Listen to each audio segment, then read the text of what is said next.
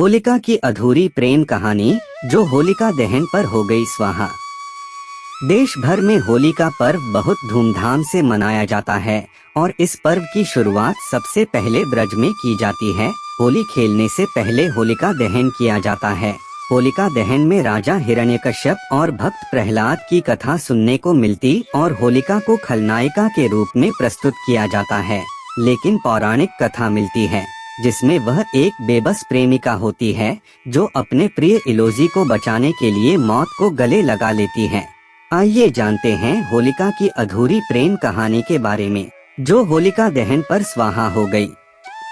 राजा हिरण्यकश्यप ने बनाई योजना। राजा ने होलिका को बुलाया। होलिका कौन थे? होलिका राजा हिरण्यकश्यप की बहन थी जिसका विवाह इलोजी से तय हुआ था और दोनों एक दूसरे से काफी प्रेम करते थे। होलिका का विवाह इलोजी से फाल्गुन पूर्णिमा के दिन तय हो गया था, लेकिन पूर्णिमा की रात कुछ और ही मंजूर था। इधर हिरण्यकश्यप अपने बेटे और भगवान विष्णु के भक्त प्रहलाद से काफी परेशान था।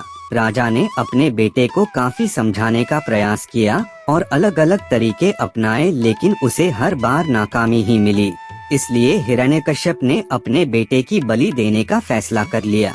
चूंकि होलिका को अग्नि से बचने का वरदान मिला था, तो हिरण्यकश्यप ने एक योजना बनाई और अपनी बहन होलिका को इस योजना के बारे में बताया। हिरण्यकश्यप ने होलिका को दी धमकी। योजना के अनुसार होलिका को दुशाला के साथ अपने भतीजे प्रहलाद को लेकर हवन कुंड में बैठना था, जिससे हिरण्यकश्यप को प्रहलाद से मुक्ति मिल जाएगी। इस योजना पर होलिका ने मना कर दिया और बार बार कहने पर भी होलिका नहीं मानी। तब हिरण्यकश्यप ने विवाह में बाधा और इलोजी को जान से मारने की धमकी दी। हिरण्यकश्यप ने कहा कि शादी से पहले प्रहलाद को लेकर हवन कुंड में बैठ जाना, फिर तुम इलोजी से शादी कर लेना। बेबस होकर होलिका ने अपने भाई बात स्वीकार कर ली और प्रहलाद को लेकर शादी वाले दिन ही यानी पूर्णिमा तिथि को हवन कुंड में बैठने की योजना बनाई। इलोजी को इस बारे में कुछ भी पता नहीं था और वह पूर्णिमा की रात बारात लेकर आ रहा था।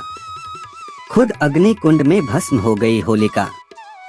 होलिका दुशाला के साथ अपने भतीजे विष्णु भक्त प्रहलाद को लेकर हवन कुंड में बैठ गई, लेकिन अचानक से हवा ऐसी चली कि दुशाला प्रहलाद के पास आ गई और होलिका जलकर भस्म हो गई और प्रहलाद का बाल भी बांका नहीं हुआ। बारात लेकर पहुँचे इलोजी ने जब यह देखा तो वह यह बात स्वीकार नहीं कर सका और वह भी अग्नि कुंड में कूद गया, लेकिन तब तक अग्नि शांत हो चुकी थी। व्याकुल इलोजी यह देखकर अपना सुध बुध खो बैठा और सब कुछ छोड़कर वन चला गया।